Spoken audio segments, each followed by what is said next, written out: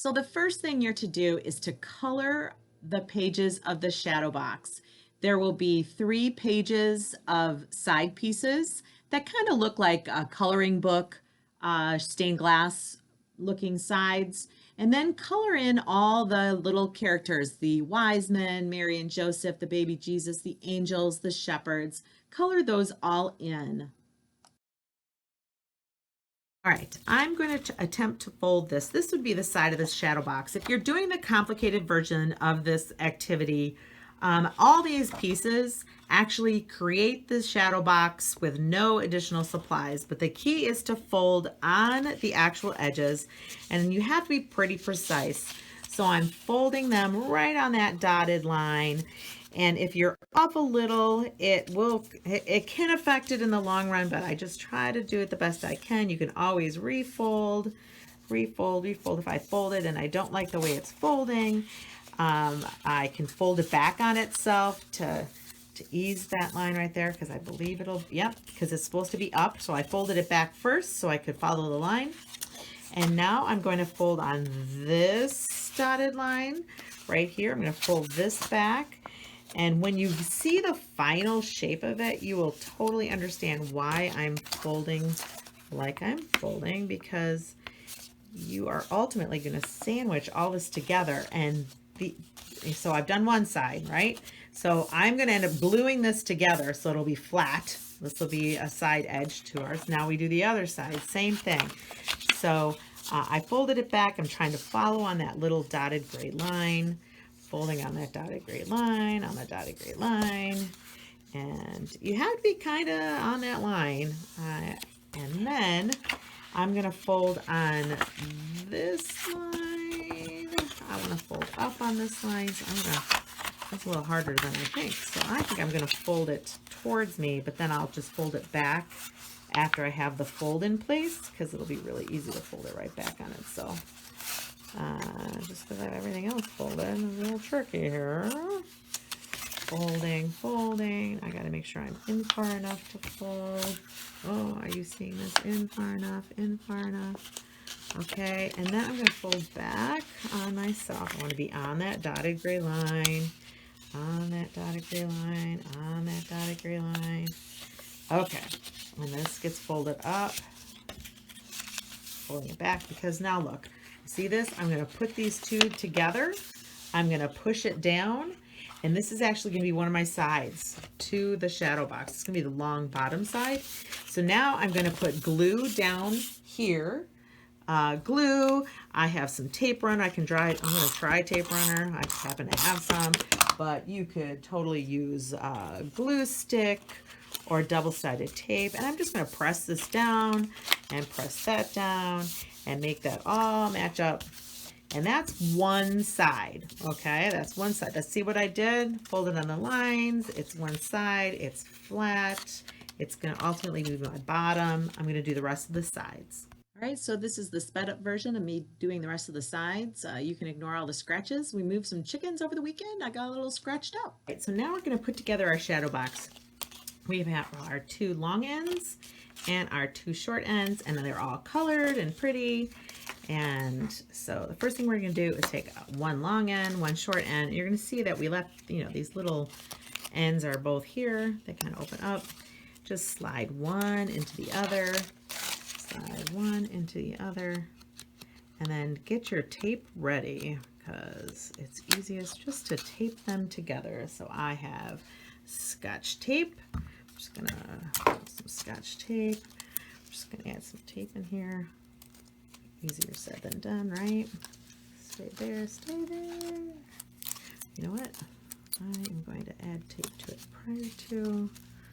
I'm gonna stick it in the crack here. Stick it in there. I'm going to just tape it there, fold it over. Now that it's a little sturdy, I can flip it over, add some more tape to the back side, just tape it together right there. Can you see? Put some Scotch tape right here just to hold it together. Oh, right there, fold it over a little. One side's done. All right, now I need to add the other short side. Do the exact same thing.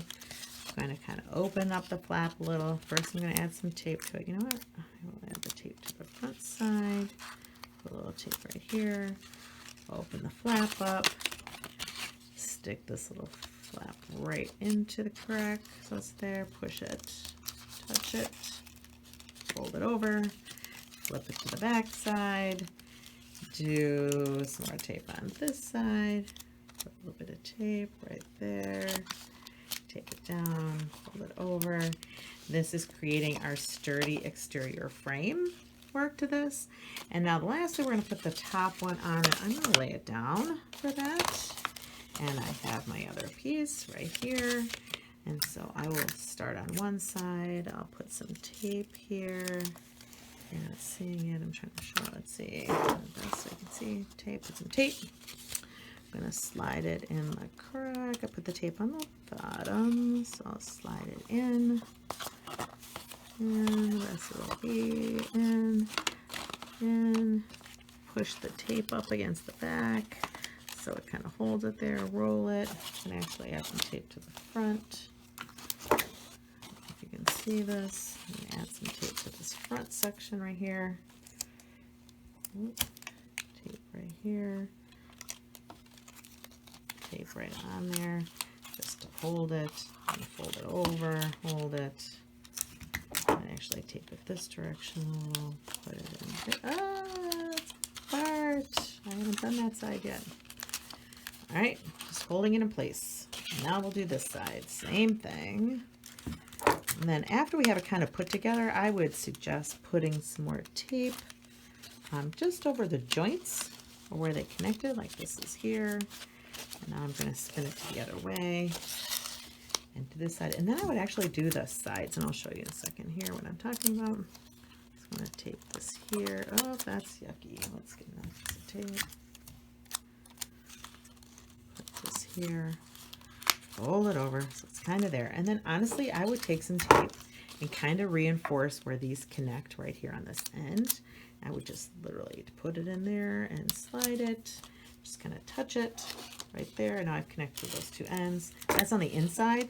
If you don't want to do the inside, do the outside. Put them together like this. Take some tape here, take some tape there, just to sturdy it up. Make the shadow box. Oh, look at that. I think that's even better. Put it on the outside. Outside, outside. You know, kind of like those game boxes when they fall apart because they're made kind of crummy and you have to reinforce the corners on your Candyland box or your Chutes and Ladders box. I cannot tell you how many times I've had to tape my children's game boxes back together because someone sat on it or whatever. All right, so I am taping I've taped these outside edges all the way around, and look at that. Perfect shadow box. It's actually pretty sturdy. I don't know if you can see this. It's pretty darn sturdy. I'm in the office. You can tell me I've been crafting in here. And then this is where we're going to put our piece of vellum. It will fit perfectly in there, and I'll do that next. All right, I said we got the vellum, and so we just plop this piece of vellum. Will fit perfectly inside the shadow box. It literally fits perfectly. Put a couple dots of glue on the side if you want, or a little bit of tape, and tape it into the corners. That will just stay. It is meant to fit perfectly. So that becomes our shadow box where the light will shine through.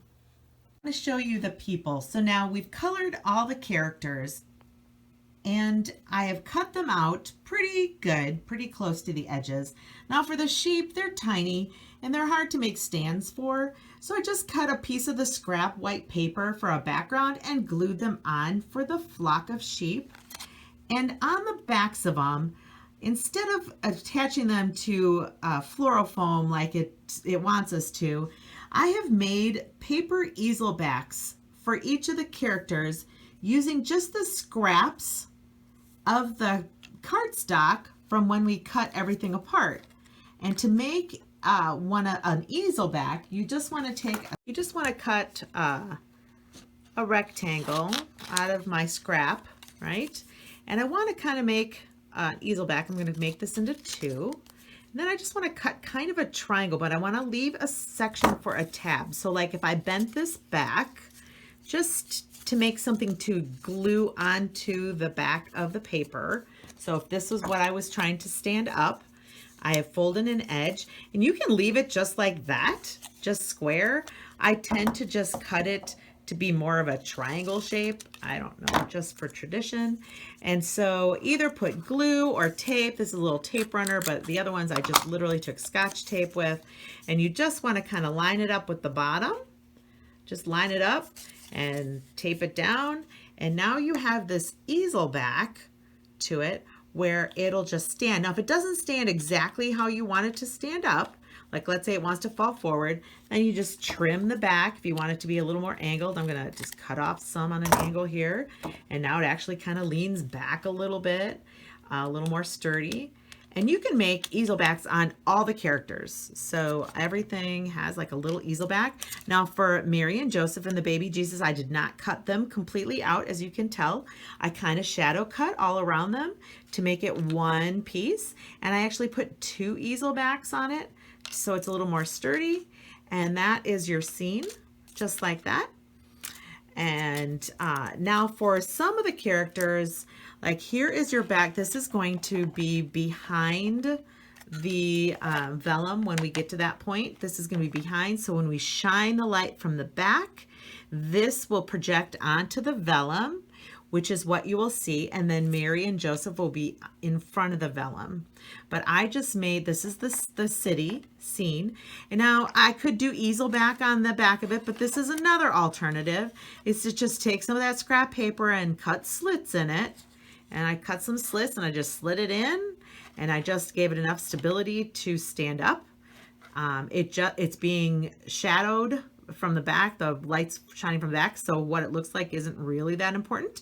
And then I cut out the stars, and this is a little tricky though. I tried to tape them onto my toothpicks, and then I taped my toothpicks to the back of my city here. I just taped them, and then I have one toothpick for the main star, right, for the Bethlehem star. So that is the backdrop that will be behind the scene. And then when you actually go to perform it, you can just take your little angel and it could be behind and you'll see it on the vellum, and I'll do that later.